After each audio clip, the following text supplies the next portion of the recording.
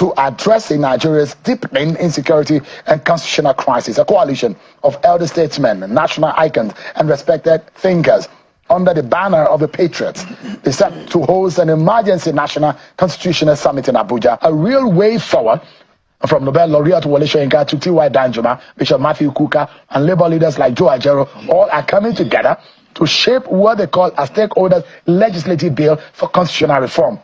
The summit will explore 10 core constitutional issues and produce a blueprint that will be formally submitted and presented to President Bola Tinubu and the National Assembly. For always being there for ourselves, for yourselves, and for the country. Why another confab? You were at the 2014 confab. The outcome of that confab is gathering dust in some offices at the presidential villa. Now, is this going to be another talk shop?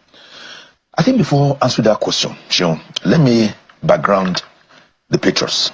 Lest people think that, oh, these are politicians going to Abuja to try to take power away from those who are in government now or who were in government before.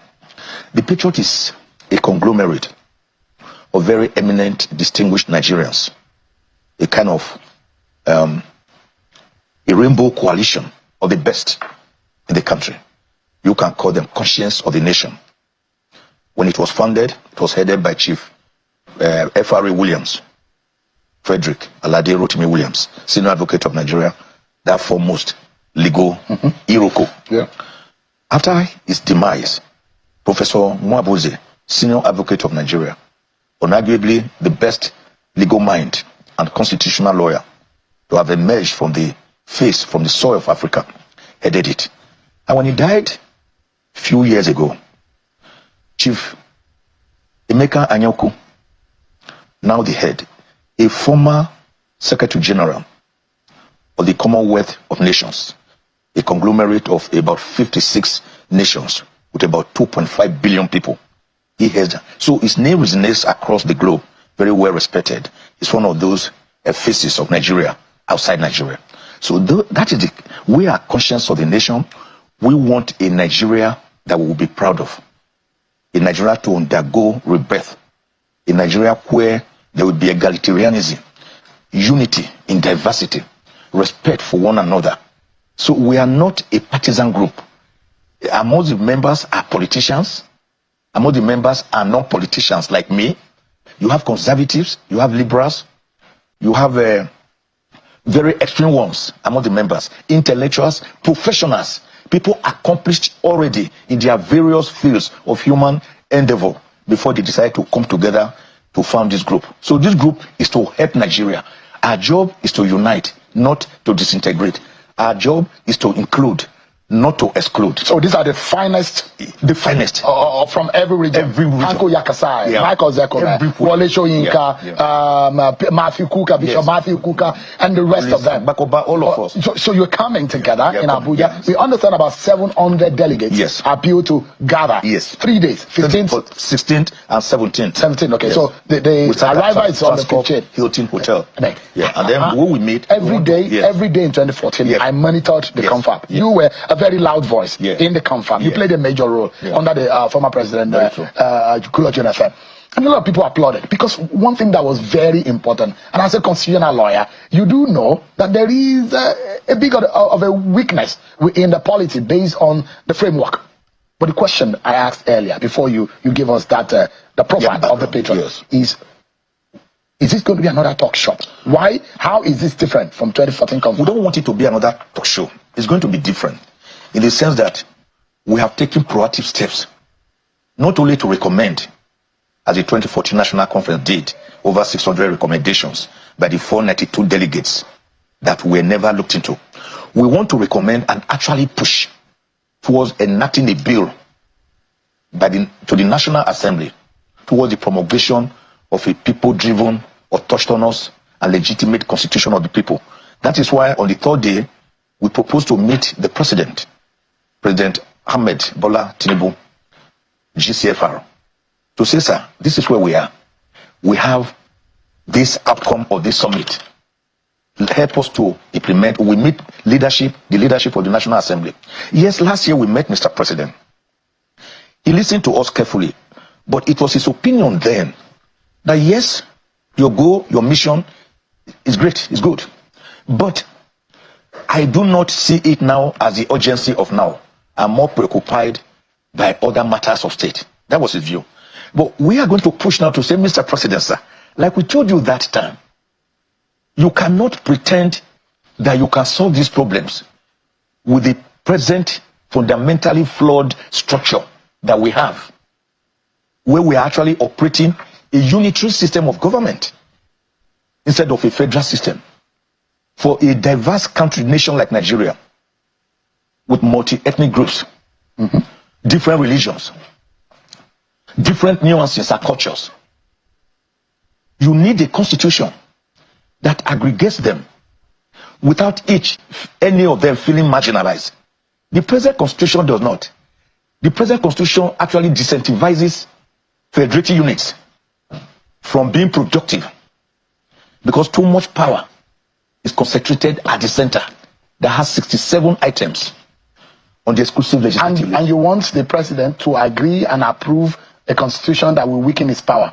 No, not to weaken his power. That has been the political dynamic today, because even the National Assembly they have been very reluctant because they are afraid that all of these, and that has been a problem with the structure in Nigeria. Anyone that is talking about touching up or reviewing the constitution of Nigeria, because it is said that the president of Nigeria is perhaps, within the capacity of power that he has, is probably one of the most powerful people on earth because of the powers available in the constitution to the president. You see, the problem is this. We have a problem, a clear and present danger staring us in the face. This is one time the president is going to make a huge sacrifice to show that as one of us who were in the pro-democracy movement together. You can see some viral video where I will address the public and they will address. It's there in the public domain. This is one time the president, we know that his name will even be better left in historical gold if under him a brand new constitution that addresses our problems is midwifed. He will even be remembered more for that than the building of roads, because it is historic. All right, Prof. Yes. And I dare not engage you in a legal debate. No. No. No. This is not really a legal matter. You're a juggernaut, a legal juggernaut. I'm just a dwarf when it comes to legal knowledge. But I'd like to ask and guide us, because this has been the conversation around constitutional review and how we can be able to adopt constitutionalism in the face of birthing a new constitution. How do you exit the present one and enter into a new arrangement? Yes. A lot of people will say by a plebiscite. Yeah. Do you plebiscite away the first one? What about the lacuna? What happens? Because the president is sworn to uphold this constitution, then you are now asking him to jettison the constitution in which he swore an oath to uphold for another constitution that he never swore to. There is a major constitutional issue here. Let me tell you how it works. There's no conflict, no confusion. We're not telling the president to simply get up and say, Petros, I hereby jettison the present constitution. There will be a process. We will introduce a bill. The National Assembly will introduce a bill. The bill will enact what I call a National Referendum Commission, NRC. The National Referendum Commission is going to be the think tank that will organize how this constitution comes into being, and this can be done very quickly.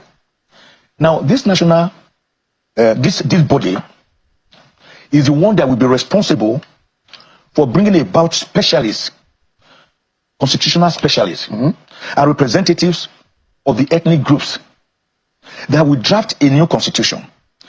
The ingredients of the new constitution will be the result of the 2014 National Conference, the 1963 Republican Constitution provisions, which are the best so far because it was very federalist in nature, and then all the amendments that the National Assembly has so far been doing to tell them that their efforts are not in vain, they are not wasted. They will all be distilled by this body. Will it now be a sixth alteration to the 1999 Constitution? No, it will now be a 2025 or 2026 Constitution? When it is done, it will now be subjected to a referendum of the Nigerian people. By vote. Just like what we saw in yes UK, or no. where there was a vote on Brexit. Yeah, Brexit. You know, it was also done on the 10th of August, 1963, for the Midwest region, to exit Western region. So the Nigerian people will vote yes or no to each item. And when they agree, it is this one that will be put in a document called a new constitution and given to Mr. President, which he will promulgate into law. Of course, upon promulgating it into law, the old constitution will cease to exist through an act of the National Assembly that will repeal it. So the National Assembly is central to this. The executive led by Mr. President is central to this. No one is going to rubbish them. No one is going to diminish them. But of course, I know this is going to be also discussed because there will now also be the exit of the structural framework as captured by the present constitution to allow there will be a timeline, a moratorium of operation of the old one, and exit and enter into the new era. And then let me tell you, the process by which a constitution comes into being is even more important than the contents of a constitution. The patriots are pushing very hard. Listen to this. And let Nigerians get this very clear. That the present presidential constitution, modeled after America, United States of America, is too expensive for us to maintain. We use about 70 to 80% for our national budget on recurrent expenditure and servicing of debts, leaving only 20 to 30% for capital expenditure. That cannot lead us anywhere. A parliamentary system of government is less expensive, but more effective. The reason is that Mr. President and other aspirants will not need trillions in 2027 to campaign to be president or governors. No, it is the political party under a parliamentary system of government that goes around campaigning for votes, electing their individual members to the National Assembly or Parliament at the center. When they meet there, the party that has the largest number of votes forms the government, either alone or with a coalition. Just give me a moment. But that what the elders see standing on the ground, a young man or a young person, even when he or she climbs the tree, may not be able to see. So when the elders come together and they say there is an urgent need to convene an emergency confab to restructure Nigeria and give it a new focus, well, we need to listen to them. And they are gathering on the 15th to 17th in Abuja. The president is supposed to have a representation there. Professor Michael Ozekhome is one of them, a senior advocate of Nigeria, and trying to make sense of what this will do for Nigeria. You're making reference to the Republican Constitution of 1963, and you're talking about the way forward for Nigeria. And I was going to ask you a question. Will the new constitution or this emergency confab end insecurity in Nigeria? People stop people being killed in Nigeria, put food on people's table, make an economy of Nigeria better. Why should Nigerians care? Yes, I will tell you why. If you remove the central system of government we are having now, the unitary system of government, and make it really federal, that is already a way of devolving power back to the subnational groups, which for now are the federated units. But the patriots see a Nigeria of 7 regions built after the present 6 geopolitical zones. These regions will be able to control their resources as we had pre-15 January 1966. Of course, that brings more money to the table. That brings more jobs to the people because the people will now control their resources. As Awo did, where he could build the Cocoa House, which is still the tallest in Ibadan today, free education at all levels, University of Ife, now OAU, first television station in Africa. As Ahmadu Bello did in the north, with the Northern Nigeria Development Corporation, and all its achievements are there, as Dennis Osadebe did in the Midwest region, as Zeke and Michael Okpara did in the East. So we are saying that if you decentralize Nigeria with a simple parliamentary system of government, with each region having its own constitution, the people there can cooperate. They now know we are one, we are the same people. We have enough food on our table. We have agreed to be together.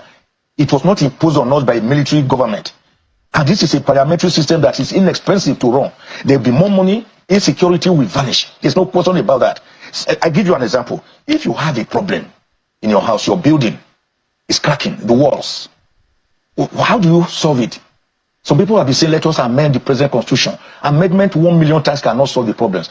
What do you do to that building? You don't call a mason, a bricklayer, and say, come and patch these cracks for me on the wall. He will patch them quite. So we don't need amendments. Yeah, we don't need patches. No. Because the president of the day will say he's in fact a chief of restructuring. The local government autonomy is there, and they will say that they are gradually. So what we need is a drastic effort. A brand new constitution that is untouched on us. People dribble. You can't amend a bad document. A document that is afflicted by an illness, an ailment, cannot be amended. Is the constitution a curse to Nigeria's development? Yeah, for now, as it is, the constitution is a cost of Nigeria's development. We can't move forward. No state is producing. Every state is relying on Abuja. Abuja has become too centralized, too powerful. That is why everybody kills himself to go there.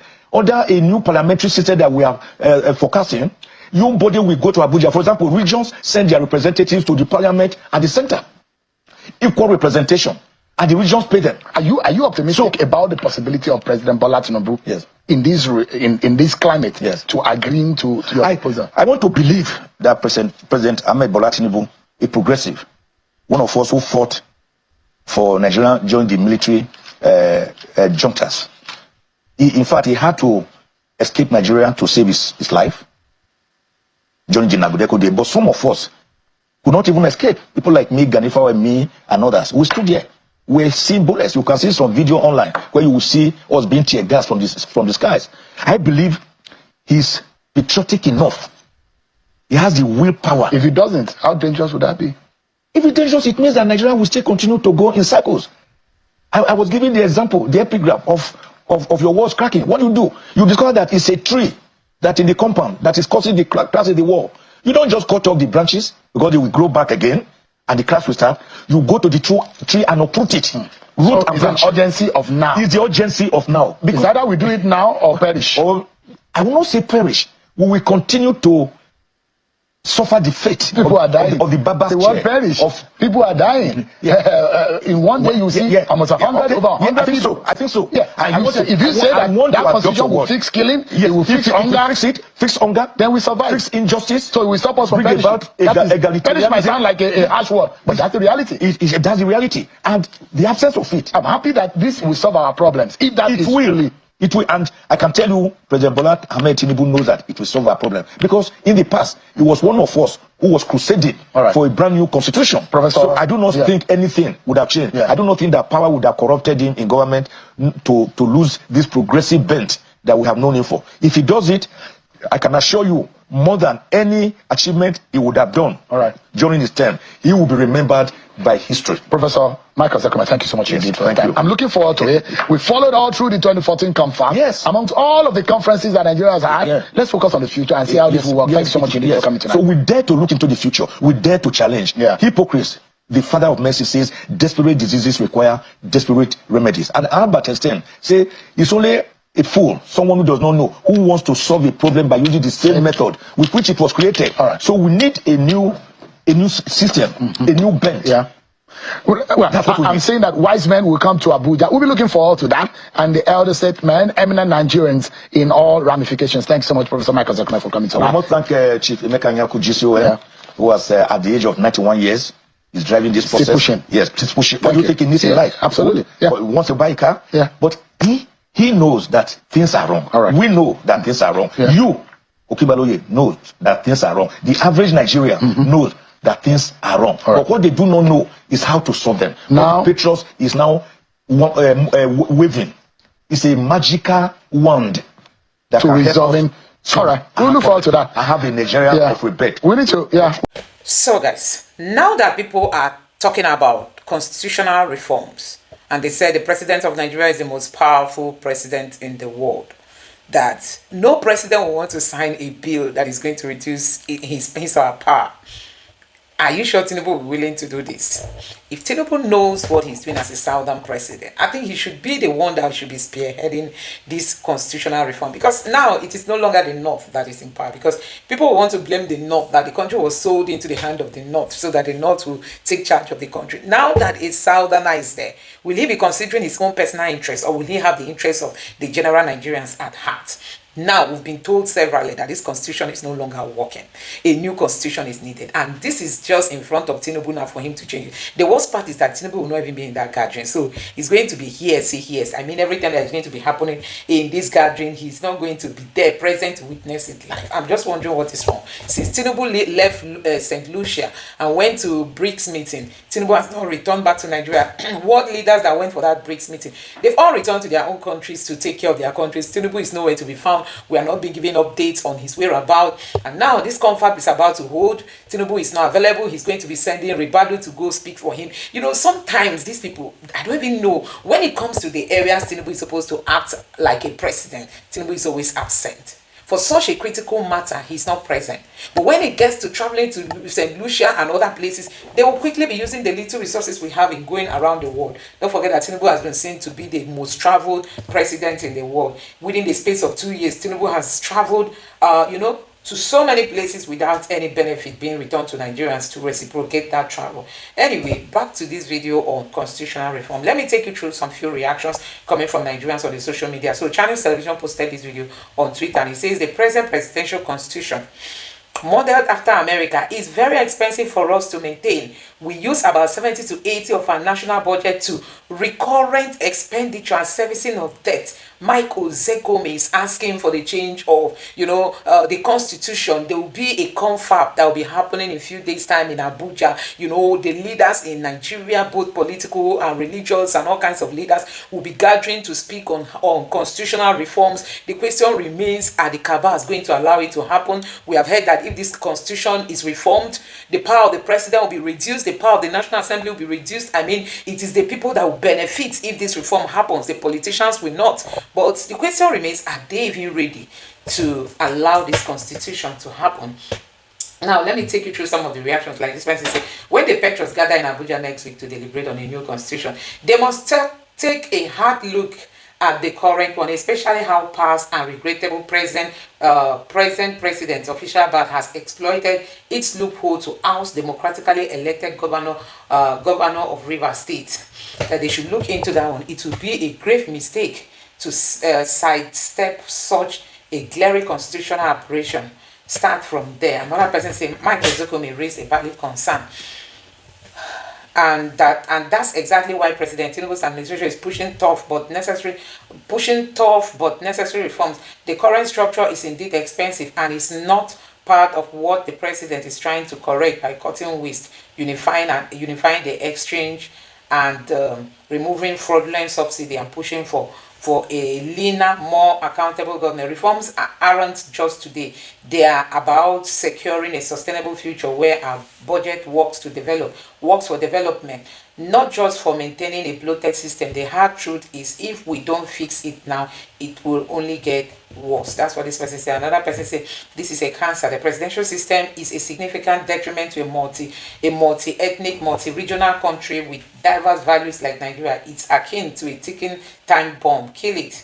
That they should destroy this constitution. This person say, where is President Bola Ahmed Tinubu? How can Nigeria president be missing for 4 days now and all media outlets are silent? What has happened to Nigeria and Nigerians? Tinubu's Nigeria's roaming president Tinubu abducted off the presidency. Tinubu has been Tinubu's abdication of the presidency. Anyway, this other person said,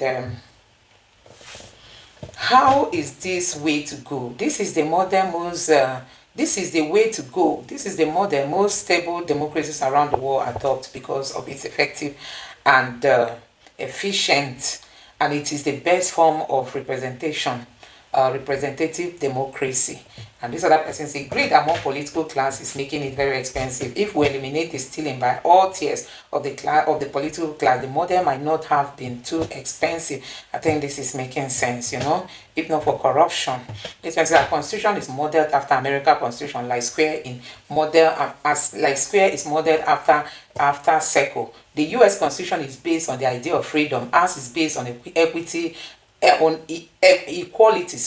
Milton Friedman. You can't get both freedom and equity. The equity is in fact at its core a negative of. I think the total overhaul of the 1999 constitution will be the beginning of a new phase of Nigeria moving to a greater height. So guys, many people are in support of this constitutional reform, but the question remains, will the politicians want it to happen? I don't know what you make of this. Sad that Tinubu will not be there, at least to put in his own contribution. That this person said, this is one problem that greedy politicians don't want to accept. The system isn't expensive. We we are just, not we are just thieves. You say we have thieves. Me, I'm not among the thieves. You can't just say we are just thieves. Anyway, guys, let me know your thoughts about this in the comment section below. Please don't forget to subscribe to the channel and turn on the notification bell. Thank you.